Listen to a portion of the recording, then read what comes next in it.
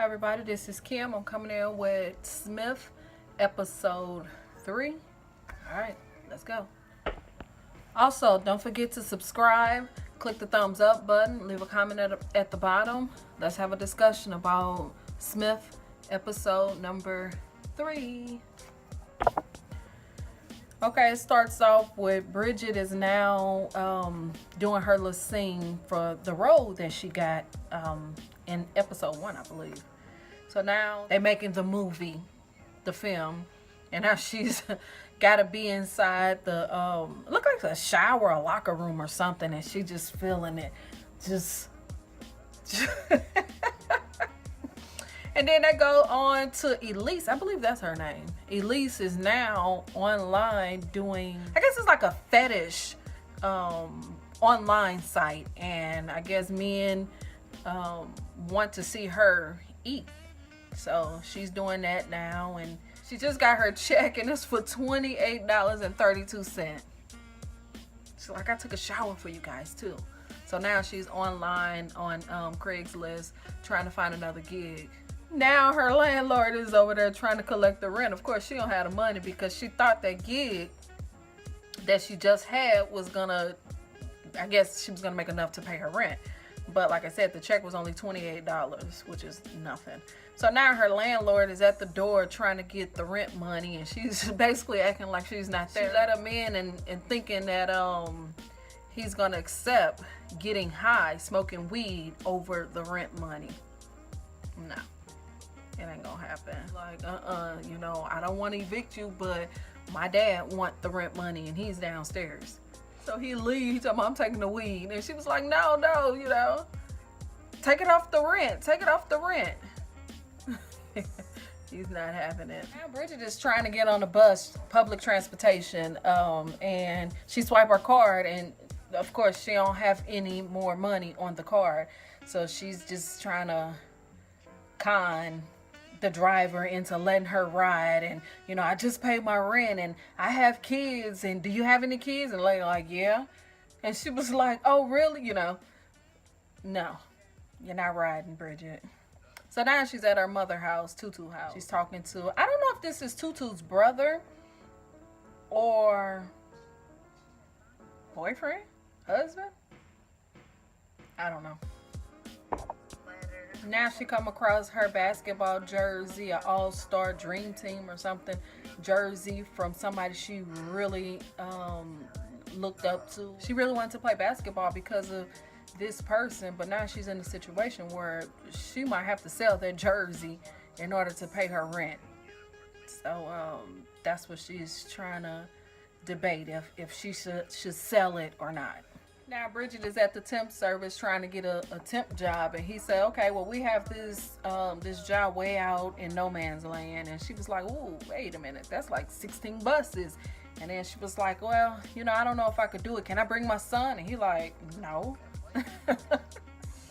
So now the dude is like, okay, let me check. You got any experience in anything? What do you do? And she was like, well, you know, I got basketball. He just kind of look at her and he goes back to the computer, whatever. Like, I got something right here. And she was like, what is it? Prostitution. And she's telling him she got this fantasy that people is lined up to worship her pussy. So now the scene is all these people is lined up to come up and worship her pussy. And she's sitting there on the throne counting the money. She got a whole lot of money in her hands, and now she's just enjoying the moment. And now she is back to her being in office. This was all in her head, you know, while she's talking to the guy. She's just thinking about this stuff. Now she's trying to flirt with him. Now what that's supposed to do? He ain't gonna find you a better job. Now come on. Now who the hell is Raffy to tell Nelson she's the glue that keeps all them together? Total disrespect when here it is, Bridget is struggling. You know, he's the baby father. If Bridget ain't got the money to pay the rent, at least he should come in and say, here you go, because I want to make sure my child is, you know, cool. But instead he give the credit to his girlfriend, Nelson. So Nelson is trying to convince Bridget that if she do a vision board, that everything that she dream of and think of will come true.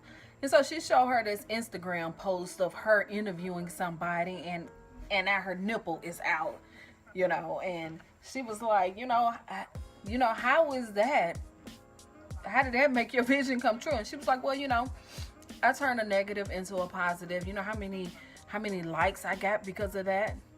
So they just kind of going over her vision, and she's trying to compare Ralphie and to President Obama. Stop. Talking about he just came a little later on. Stop it. That little kid is so cute.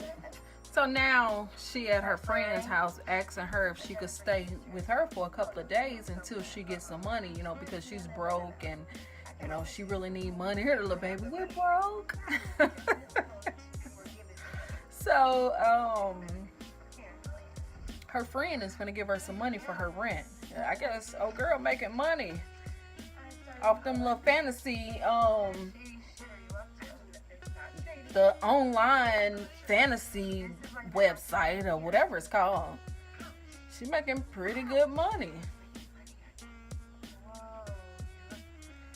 So yeah, guys just pay to watch her eat, and she says she's an eater, and guys pay to watch her eat, and she says she's making good money. What websites are those? I know how to eat. I can eat. Who want to watch me eat and pay? I eat. So now Bridget is trying it. I guess now she's doing some fetish, I guess, that balloon popping or busting or whatever. And Larry is just kind of looking at her like, what the hell is she doing? She like, it won't pop. She's back at home trying to post her jersey on Craigslist, and she can't figure out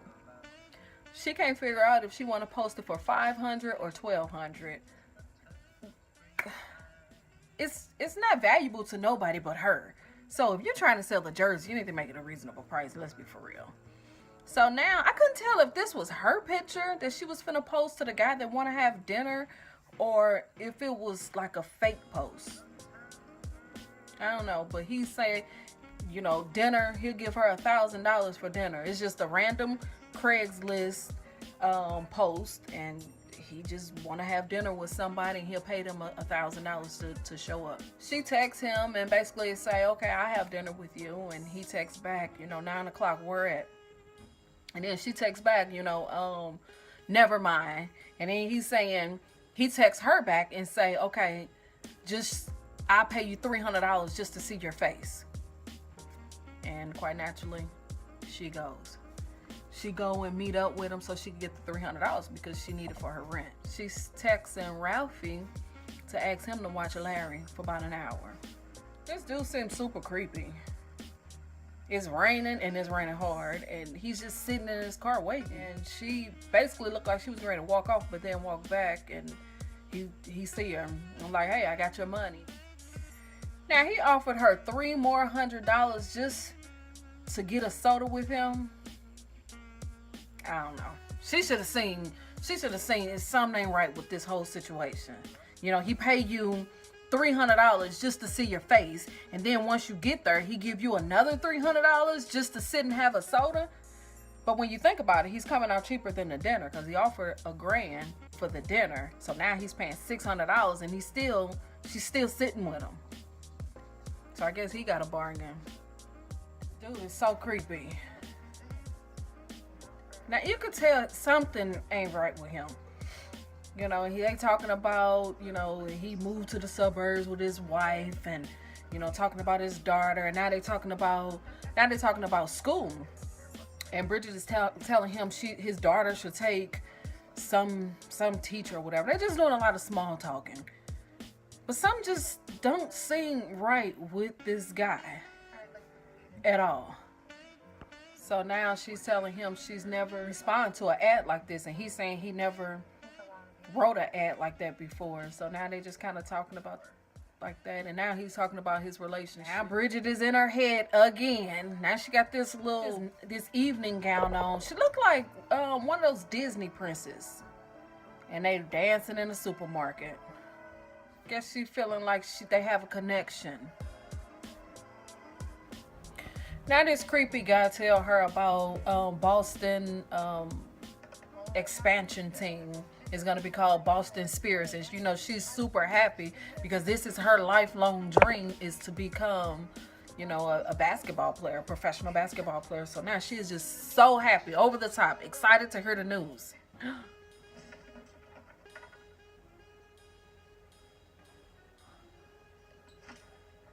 Oh my God.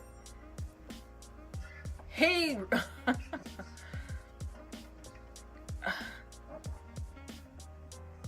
and she's so excited talking about this. He reached under the table and he touched her vagina.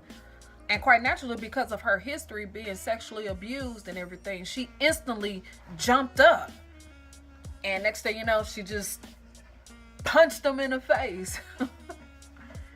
Knock him back on the floor, and his nose is bloody and stuff. And quite naturally, everybody's looking now. Everybody's like, what's going on? Oh my God. And so now she's walking out the store. You know, she just kind of was startled a little bit. So now she's walking out the store, and the tablet that she wanted to buy Larry from the last episode, now she's going to buy it with the money that the guy gave her. You know, he gave her the $600. The tablet is $400. So she grabbed the tablet, grabbed the basketball, and now she's going to buy those items. And now she's just so excited still, even though that happened. She should have beat the shit out of him. That's what she should have did.